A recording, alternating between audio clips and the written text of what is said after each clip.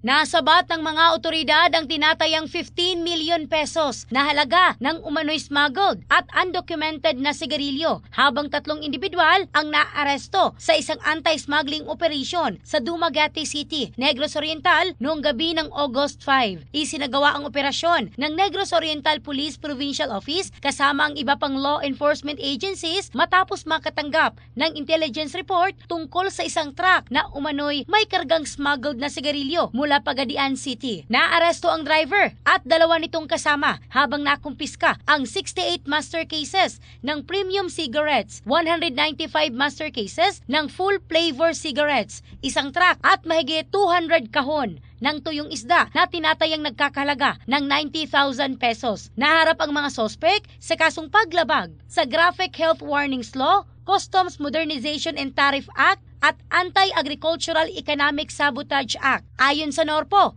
ipinakita ng operasyon ang kahalagahan ng intelligence sharing at koordinasyon ng iba't ibang ahensya sa pagsugpo sa smuggling. In the heart of changing lives, ako si Michelle Craste ng Brigada News Philippines, the Music and News Authority.